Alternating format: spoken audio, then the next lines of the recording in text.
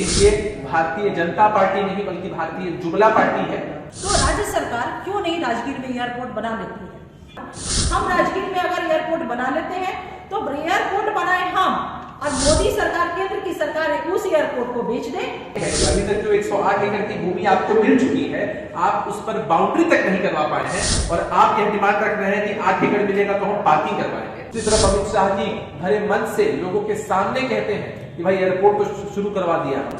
आज भी सभी यात्री अमित शाह जी को खोज रहे हैं कि टिकट लेना है, बैंक अकाउंट में पैसे हैं, टिकट कैसे मिलेगा? अमित शाह जी जरा बता दीजिए।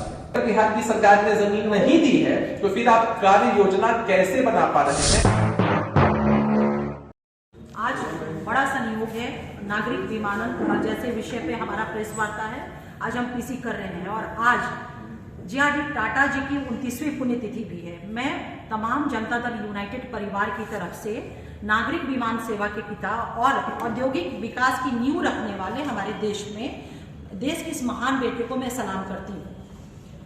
कल जब हमारे माननीय मुख्यमंत्री श्री नीतीश कुमार जी ने राजगीर में एयरपोर्ट बनाने की अपनी गुजारिश को केंद्र सरकार के समक्ष जब दोहराया तो भारतीय जनता पार्टी के नेता श्री सुशील कुमार मोदी जी को परेशानी होने लगी, उनके पेट में दर्द होने लगा और उन्होंने ऐसी बयानबाजी की, ऐसा उन्होंने कहा जो देश के संविधान के मूल्यों के विपरीत, देश के संविधान के प्रावधानों के विपरीत उन्होंने बात की। उन्होंने कहा कि अगर माननीय मुख्यमंत्री श्री नीतीश कुमार जी कह रहे हैं कि राजगीर में एयरपोर्ट बनाने में केंद्र की गुजारिश उन्होंने फिर किया है और केंद्र सरकार नहीं बना रहा है, तो राज्य सरकार क्यों नहीं राजगीर में एयरपोर्ट बना लेती है? इसमें दो विषय है, दो इशू है। पहला पॉइंट हमारा ये कहना है आदरणीय सुशील कुमार मोदी जी से प्रेस कॉन्फ्रेंस के माध्यम से, आपके माध्यम से मैं ये कहना चाहती हूँ कि वो बड़े नेता है, शीर्ष नेता है, उनको इस बात की जानकारी होनी चाहिए थी कि देश के संविधान में जो प्रोविजन है वो नागरिक विमानन सेवा वो केंद्रीय सूची में आता है, ना कि राज्य सूची में और ना ही समवर्ती सूची में। तब इस तरह का सवाल उठाना सुशील कुमार मोदी जी के द्वारा वाकई में लगता है कि या तो वो संविधान के जो प्रोविजंस हैं उसमें वो परिवर्तन करने की तैयारी कर रहे हैं या फिर उन्हें इस बात की जानकारी ही नहीं। क्योंकि जब हम लोग पढ़ाई किया करते थे, नागरिक शास्त्र जैसा विषय था, हम लोगों ने पढ़ा है कि जो नागरिक विमानन सेवा है वो केंद्रीय सूची में आता है और जो केंद्रीय सूची के विषय होते हैं उसमें ना राज्य सरकार हस्तक्षेप कर ही नहीं सकता है। तो संविधान के प्रावधानों के अनुरूप या उसके खिलाफ बात करना भारतीय जनता पार्टी के लगता है कि उनके सिद्धांत में है और वो बार बार इस तरह की जुमलेबाजी वो करते रहे हैं और भारतीय जनता पार्टी के नेता पूरे विश्व में जुमलेबाजी के लिए ये प्रसिद्ध हो चुके, ये सर्वविदित है। साथ ही साथ सुशील कुमार मोदी जी ने जिस तरह से कल बीटा एयरपोर्ट को लेकर, पटना एयरपोर्ट को लेकर के और पूर्णिया एयरपोर्ट को लेकर के गलत बयानबाजी की है, वो बहुत ही नहायत ही शर्मनाक भी है और अफसोसजनक भी है। हम उसमें खेद प्रकट करते हैं। वर्तमान समय में हमारे देश के सामने जो सबसे गंभीर विषय है वो गंभीर विषय है अपने संविधान और उसके मूल्यों की रक्षा करना, जिसके लिए हमारे नेता, हमारी पार्टी प्रतिबद्ध है, कटिबद्ध है। इसके लिए नागरिक विमानन सेवा केंद्रीय सूची में है, मैंने बताया इसको। और हमारा यही मानना है कि सुशील कुमार मोदी जी ने जिस तरह से वक्तव्य दिया तो हमें अफसोस इस बात का है कि काश ये विषय, नागरिक विमानन विषय हमारे केंद्रीय सूची में ना होकर के राज्य सूची हटा दीजिए। अगर वो समवर्ती सूची का भी विषय होता ना तो हम उनके भरोसे नहीं बैठे होते, राजगीर में हमारा एयरपोर्ट बन चुका होता। क्योंकि हमें अपने नेता, अपने प्रांत के बिहार के मुख्यमंत्री श्री नीतीश कुमार जी के ऊपर पूर्ण विश्वास है कि वो ऐसे विषयों को, ऐसे मसलों की, क्योंकि राजगीर में एयरपोर्ट बनना कितना गंभीर विषय है, कितना जरूरी है, इस बात की ओर ध्यान आकृष्ट कराएंगे हमारे साथी अभिषेक झा जी। हम लोगों ने देखा कि माननीय मुख्यमंत्री श्री नीतीश कुमार जी ने कल राजगीर में जिस तरह से उन्होंने घोषणा किया जरासंध के अखाड़े को लेकर के, जरासंध का अखाड़ा आर्कियोलॉजिकल सर्वे ऑफ इंडिया हमारा है, केंद्र सरकार उसकी निष्क्रियता वो देखने को मिली हम लोगों को। वो ज्यों का त्यों वो मामला जो है वो पेंडिंग है, लेकिन माननीय मुख्यमंत्री नीतीश कुमार जी ने ये विषय हो चुकी केंद्रीय सूची में नहीं है, इसलिए उन्होंने कल जरासंध की स्मृति मेमोरियल बनाने की उन्होंने घोषणा किया है। दूसरा विषय हमारा ये कहना है कि सुशील कुमार मोदी जी का यह बयान भारतीय संविधान जो हमारा देश का कॉन्स्टिट्यूशन है उसके ऊपर प्रहार करने की दिशा में या परिवर्तन करने की दिशा में ये एक बहुत ही मजबूत हम लोग को साजिश प्रतीत होती है। केंद्रीय सूची से पल्ला झाड़ लेना, इस तरह के वक्तव्य को कहा जाए कि भारतीय जनता पार्टी केंद्रीय सूची से अपना पल्ला झाड़ रही है, ये कहीं से भी अतिशयोक्ति नहीं होगी। अगर इनकी बातों को माना जाए, जो उन्होंने कहा है कि नीतीश कुमार जी या राज्य सरकार क्यों नहीं राजगीर में एयरपोर्ट बना ले रही, ठीक है, अगर उनकी बात को हम मान लें, हम राजगीर में अगर एयरपोर्ट बना लेते हैं तो एयरपोर्ट बनाए हम, और मोदी सरकार, केंद्र की सरकार उस एयरपोर्ट को बेच दे, क्योंकि इस देश में यही हो रहा है। एक एक कर करके 8 एयरपोर्ट मोदी सरकार ने, केंद्र की सरकार ने अडानी ग्रुप को उन्होंने बेच रखा है। और इसके अलावा हम अगर एयरपोर्ट बनाते हैं हम, तो दरभंगा, और एक चीज आप और देख लीजिए कि दरभंगा से दिल्ली की जो यात्रा है उसकी जो फ्रेट है वो 25-25 हजार रुपए, इतने ऊंची कीमत है। टैक्स हम देते हैं, कर निर्धारण वो करते हैं, तो सारा क्रिएशन हम करें, एयरपोर्ट बनाए हम और वो टैक्स लगाएं, 25 हजार रुपए का वो किराया लें, और मोदी सरकार, केंद्र की सरकार हमारे पैसे से, बिहार के आवाम के पैसे से वो भ्रमण करे, ये चीज नहीं होने जा रहा है। दूसरा जो पक्ष है कि सुशील कुमार मोदी जी ने जो अपना बयान दिया है, इससे ये प्रतीत होता है कि केंद्र की सरकार की सिर्फ औपचारिकता क्या रह गई है, वो ये रह गई है कि जो देश की संपत्ति है, हमारी जो देश की प्रॉपर्टी है, उसको ये प्राइवेट लोगों के हाथे में, पूंजीपतियों के हाथों में ये बेचे। इनकी सिर्फ औपचारिकता मात्र इतनी भर से रह गई है। एक दौर इस देश का वो भी था, मैं आप लोग को याद दिलाना चाहती हूँ, एक दौर ये भी था इस देश का कि जब JRD टाटा ने एयर इंडिया बना करके और दशकों तक इस देश में एयर इंडिया को चलाया, और उस एयर इंडिया को सरकार को उन्होंने सौंप दिया। और आज वो एक दौर है, आप लोग देख लीजिए, आज वो एक दौर है कि देश की हमारी सरकार, केंद्र की सरकार एयरपोर्ट को, एक एक एयरपोर्ट को वो बेच रही है, ये भी एक दौर है। यह स्वयं, ये सरकार जो है स्वयं ये व्यक्त करता है कि मतलब ये किस तरह की चीजें हो रही हमारे देश में। और ये जो हम लोग आरोप ये कह रहे हैं, ये कोई हमारा आरोप नहीं है, बल्कि 21 जुलाई 2022 को देश के नागरिक उड्डयन मंत्री ने लोकसभा में एक सवाल के जवाब में उन्होंने इस बातों को कहा है कि 8 एयरपोर्ट को एक एक कर करके वो प्राइवेटाइजेशन किया गया है, अडानी ग्रुप को, पूंजीपतियों को बेचा गया है। इस विषय पे और भी बहुत सारी बिंदु है, इस विषय पे हमारे साथी प्रवक्ता अभिषेक झा जी, इसे मैं गुजारिश करूंगी कि वो आपसे मुखातिब हो। बिंदु अंजुम जी ने आप लोगों के समक्ष रखे हैं, कुछ और भी मसले हैं जो मैं आप लोगों के सामने भी रखना चाहता हूँ। एक बहुत महत्वपूर्ण मुद्दा है कि आखिर नीतीश कुमार जी ने राजगीर में एयरपोर्ट बनने की बात क्यों की। आप सभी जानते हैं कि राजगीर को जिस तरह से नीतीश कुमार जी के नेतृत्व वाली सरकार ने विकसित किया है, देश ही नहीं पूरे दुनिया से सैलानी यहाँ पर आते हैं और बड़ी संख्या में यहाँ पर सैलानी आते हैं। अगर राजगीर के पास एक से एक ऐसी धरोहर है, पर्यटक स्थल है, जिनको देखने के लिए लोगों का रुझान बहुत ज्यादा रहता है। राजगीर के पास नालंदा विश्वविद्यालय समेत कई वैश्विक ऐतिहासिक धरोहर है। कुछ ही वर्षों में आपको नालंदा विश्वविद्यालय का जो नया कैंपस है वो भी बनकर तैयार हो जाएगा। राजगीर में अंतरराष्ट्रीय खेल मैदान बन रहा है।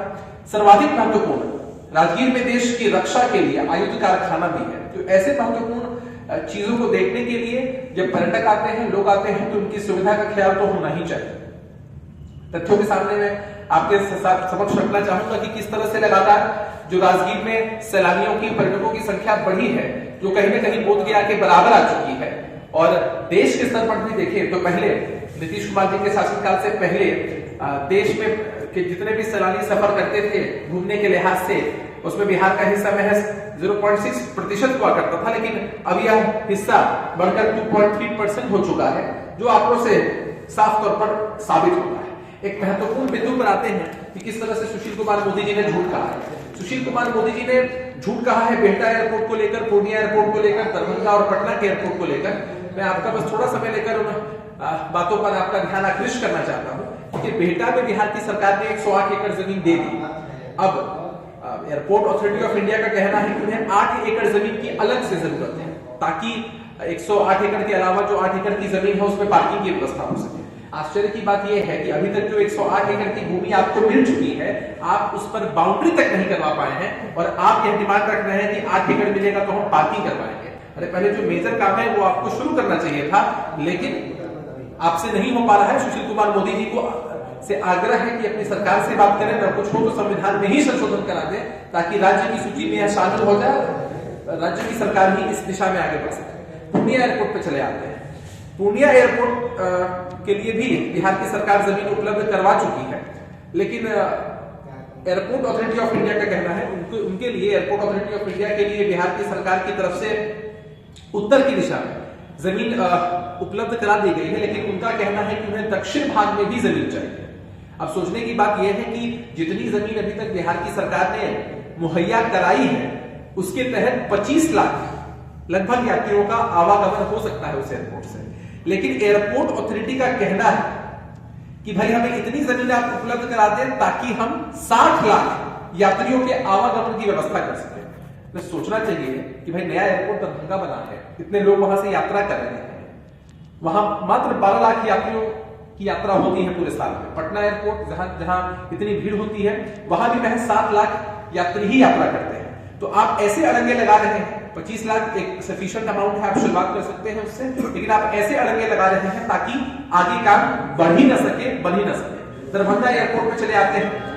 दरभंगा एयरपोर्ट पर यात्रियों की सुविधा के लिए और जमीन मांगी गई थी, बिहार की सरकार उसके लिए कृत संकल्पित है। वहां एयरपोर्ट पर विमान का परिचालन शुरू हो चुका है और 2023 तक और भी जो जमीन मांगी जा रही है उसको उपलब्ध कराया जाएगा बिहार की सरकार की तरफ से। लेकिन ताज्जुब की बात यही है कि दरभंगा एयरपोर्ट से जो भी यात्री सफर कर रहे हैं उनसे किराया बहुत ज्यादा वसूला जा रहा है।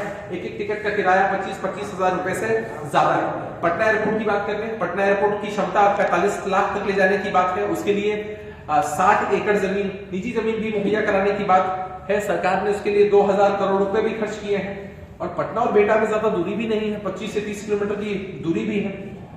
सोचने की बात यह है कि पूर्णिया में अमित शाह जी आए थे, सुनकर ताज्जुब लगता है, देश के गृह मंत्री हैं, बिहार के लोगों को बहुत अपेक्षाएं आकांक्षाएं हैं उनसे, कितना सफेद झूठ कहते हैं। एक तरफ सुशील कुमार मोदी जी कहते हैं कि जमीन मुहैया नहीं कराते हैं, दूसरी तरफ अमित शाह जी भरे मन से लोगों के सामने कहते हैं कि भाई एयरपोर्ट तो शुरू करवा दिया हमने।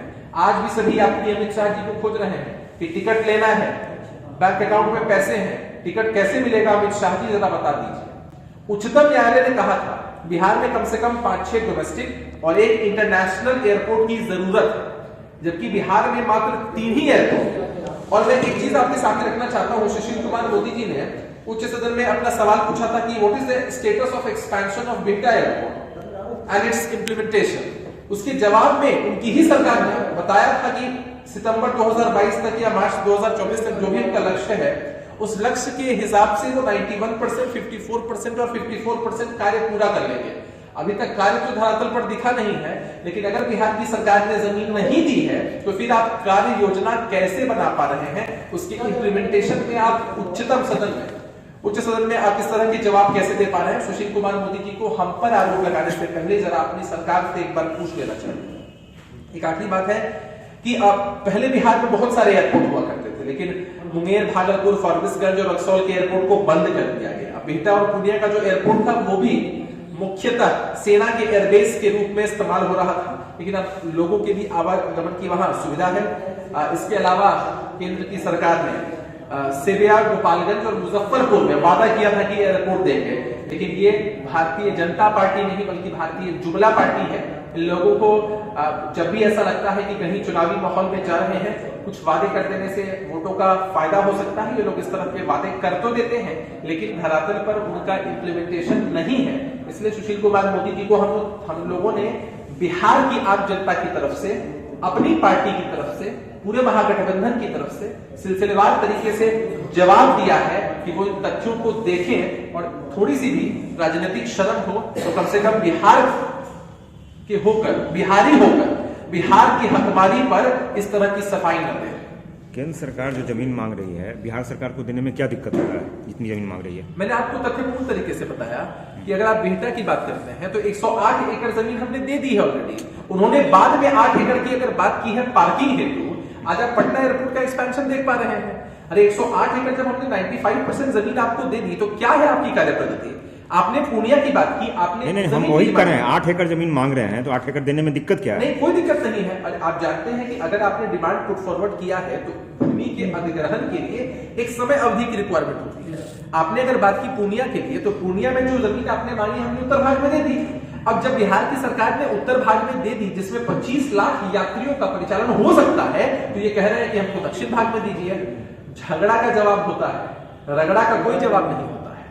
हम जो भी मुहैया करा रहे हैं उसके बाद भी इनकी डिमांड बढ़ती चली जा रही है, जो दिखलाता है कि इनकी मंशा हमारे पक्ष में नहीं है, बिहार के पक्ष में नहीं है। एयरपोर्ट अथॉरिटी ऑफ इंडिया ने जो जमीन की मांग की है, क्या बिहार सरकार उसको लेकर गंभीर है? बिहार की सरकार जमीन उपलब्ध कराने के लिए गंभीर ही नहीं, कृत संकल्पित है।